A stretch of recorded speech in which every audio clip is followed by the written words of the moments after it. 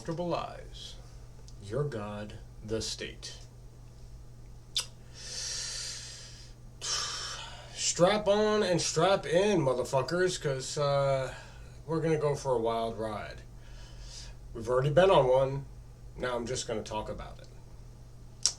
This episode is dedicated to the last week and the cause and effect relationship of 2020 bringing last week into being, and the cause and effect of what last week really means for the future, the effects it's going to have on the future, the immediate future, and potentially the extended future.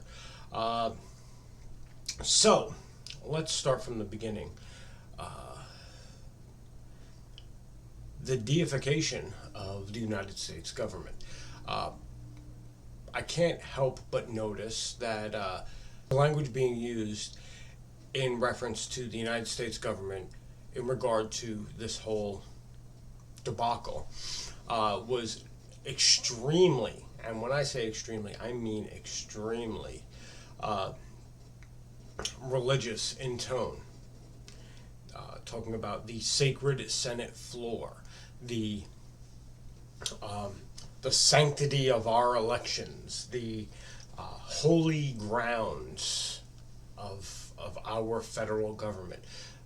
These ideas, they're dangerous. These words are dangerous to be used in conjunction with an electoral government.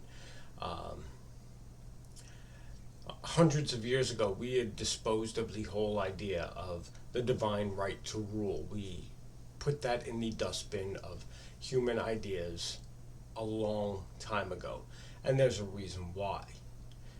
It's bullshit. I mean, plain and simple, it is a garbage idea. No one is born to rule over all mankind. It's just not the way it's supposed to be. I am not shy about mentioning that I'm an anarchist, so I don't think anyone has the right to rule over anybody, regardless of how many people agree with it. But even in the sense that we live in a world with a government, having this signatory of a divine right to rule is less than rational, to say the least. It's very dangerous when you start combining religious language with faculties of the state, because then it makes the state seem like an indispensable portion of society, which isn't true. It also lends to the mysticism of how the system works, which also isn't true. It's not very mystical at all at how the state works. We have a rule book. We can read it. We know what they're allowed to do, what they're not allowed to do, and all of that good stuff. So, keeping that in mind, we have to then dispose of this language. And anyone who uses this language generally wants to put a very dangerous spin on what the state is capable of and where its boundaries are, what it's not allowed to do. In the United States, there's a constitution that denotes what the state's faculties are and what they aren't allowed to do, and this type of language kind of sidesteps that whole having a rule book so that we know when the state is stepping over bounds. Now, to segue into the second segment, what happens when you have religions and differing factions? Well, if we take a look in the past, the Protestant Revolution was violent, to say the least. The Crusades were violent, to say the least, because you have people who have since left reason and gone into a mystical thinking. Well, they do not follow suit with transitions of power very well. So when power is being taken away from the powerful, people with religious zeal have this really nasty habit of doing things like crusades when when they don't get their way. And I think that is a display of something that had already occurred in the United States.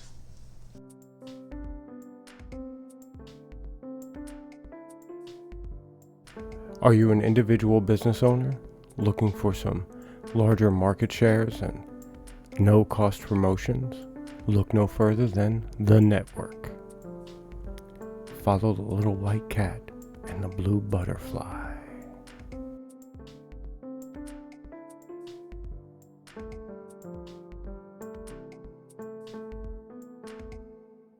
January 6th.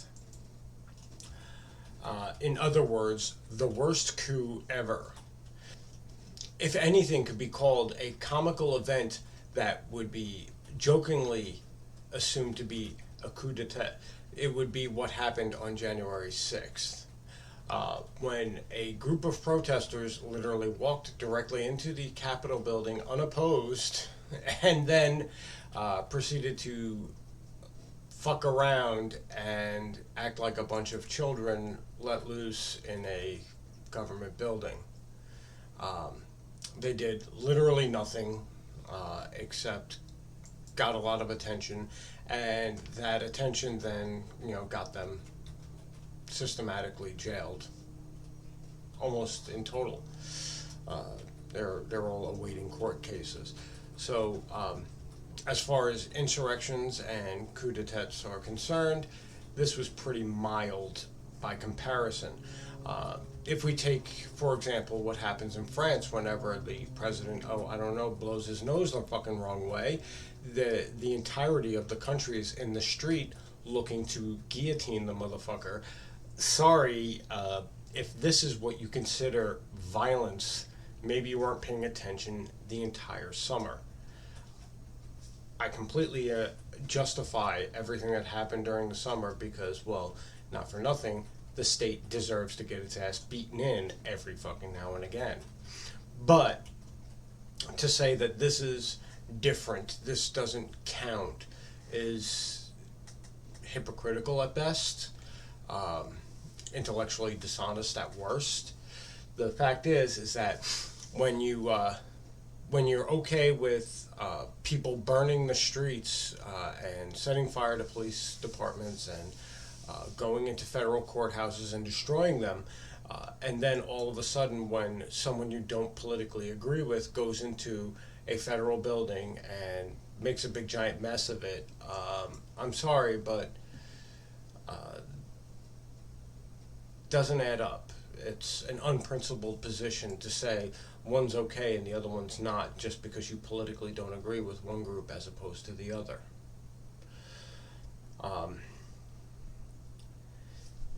The reality is that we kind of flipped the zeitgeist. All summer long, major media, with the exception of a few right-wing bastions of media, Republican bastions of media, all were completely silent, cheering on the summer protests that destroyed millions of businesses, did billions of dollars worth of damage. And in unison, all these same cheerleaders of the summer unrest all of a sudden had absolutely zero problem denouncing the same civil unrest, which, to be fair, is completely hypocritical. To say that the 2020 election was an anomaly is an understatement. This would be the first year in my life that it's taken weeks to get an answer as to who was elected. I clearly remember it. Day after Election Day, 2016, everyone knew Trump was going to be president. Day after Election Day, 2008, we all knew Barack Obama was president. 2000, There was questions about some electoral anomalies, but we were all pretty certain that George W. Bush was president in 2000 after 2000. 2020 comes around. It's a 2-month ordeal of questions, and whenever someone's like, "Well, let's just audit the counts," there was media backlash, politician backlash. How dare you want to question the account? You know, if we falsified the account, the Democrat Party saying, if we falsified the election, how come this person and that person still has their seat? But that's irrelevant. The relevant thing is, if there's questions, you should audit the election, and that's it. So we come to the underlying cause and effect. The right being told that rioting was the voice of the unheard, feeling very unheard, decided to riot. All summer long, this is what you were saying. We're not hearing the minorities in this country, and that's absolutely correct. But you're also not hearing anybody in this country except for people who you want to politically agree with. That's it. The media doesn't hear anything except for what they're told is okay to hear. Let's be completely honest. When you flip 180 degrees just because of who the actor is, there's something wrong with this picture. And when we examine this fully, we understand that maybe, possibly, things I put up in season 1 about propaganda and being led, rather than, making informed decisions, being propagandized, might actually be more relevant than you previously thought. The Network, live at 5:30. Every weeknight, Monday through Friday, 5:30 Eastern Standard Time. Learn about markets, market strategies, and new and upcoming businesses, all on the network, live at 5:30. Found on Facebook, YouTube, and powered by StreamYard. The silencing. Now, the after effects of the quote-unquote level 0 PC character raid of the Capitol building,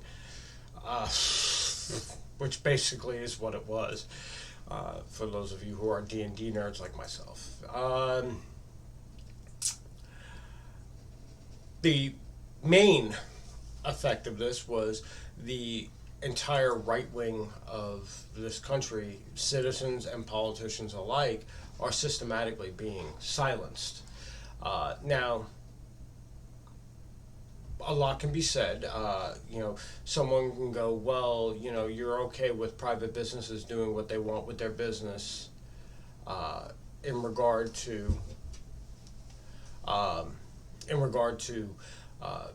association, but is social media really a private business? Well, if I open up a bakery and I decide I don't want to serve certain people based on whatever reason, I'm not receiving federal money for that. I'm not using federal infrastructure for that, and I am not in control of the data and information of the people as a baker. Now, as a Jeff Bezos, Mark Zuckerberg, so on and so forth, I have an incredible amount of access to the private information of the population of the United States, of the world, really. But, we're worried about the U.S. because that's where I'm at. Sorry, rest of the world. just the way it is. And in the United States, this infrastructure that the social media uses is federally based. It was paid for by the taxpayers. They certainly build their own servers, but they deliver access on public roadways, public internet roadways, so to speak. And they absolutely are involved in all of the legislation involving the communication, the internet communications, and they are called into Congress to testify and discuss these things on a regular basis at this point. So it really leads to the question of, are they really a private business, or are they a government public made monopoly? Because we're watching as the 3 or 4 big tech companies shut down and silence the political opposition to the president-elect. And that should be scary. Everyone, 2016, I distinctly remember people going, Trump wants to put Hillary Clinton in jail. He's trying to jail his political opponents just like, the fascists would. If you fully believe Hillary Clinton was guilty of crimes, well, doesn't matter if she's politically opposed to the president. Doesn't give her a free rein to get away with crime. Period. I'm sorry, I don't understand how one equates to the other. But for the crime of disagreeing politically and being critical of the big tech reaction to silencing the current standing president and many other right-wing political figures, as well as citizens who are obviously Republicans, ended up getting himself silenced. Ron Paul, the champion of liberty, the champion of private business rights, was unceremoniously silenced because he wrote an article saying, hey, maybe big tech has gone a little too far. That should be alarming. On top of that, we have this other issue about political opposition, the Capitol Police and the FBI asking people to out their family members and neighbors to them. Now, a lot of talk has gone into claiming how Donald Trump was going to make the United States like 1930s Germany. Well, I guess half true, because Donald Trump is president, and the Democrats, in order to try to stop whatever is going on, has turned the United States into 1930s Germany. So it looks like fascism was going to come no matter what. It didn't matter if it was Donald Trump actually at the wheel or the Democrats at the wheel. Furthermore, I know there's a lot of people who are Bernie Sanders fans, and I'm going to have to out you guys here on this one.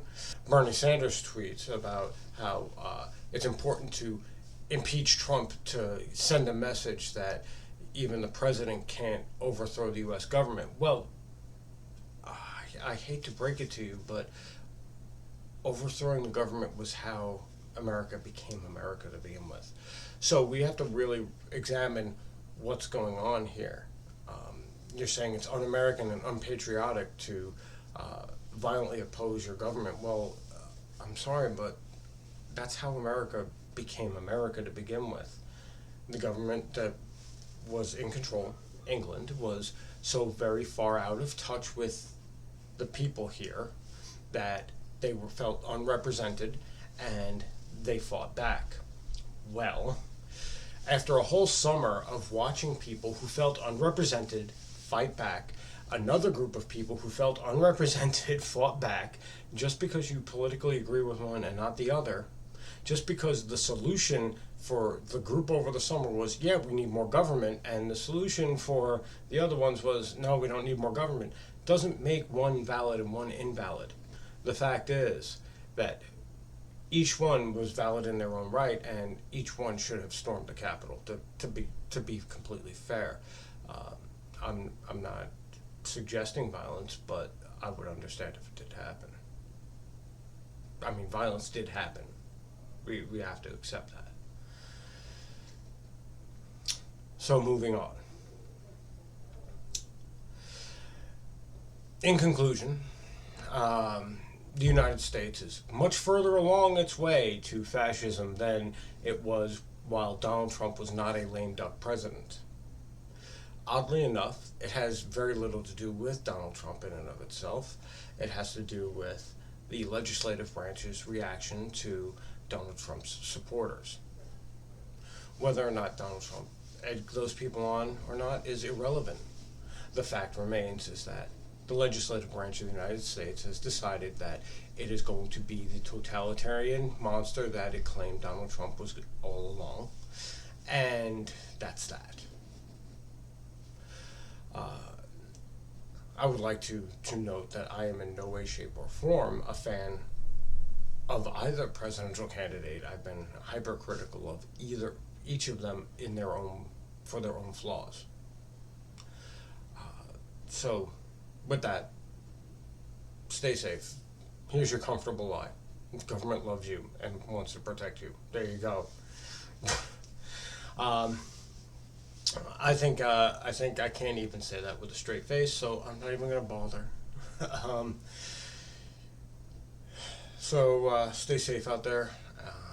Watch your backs, and if you see a large group of people, just go the other way. Bye-bye.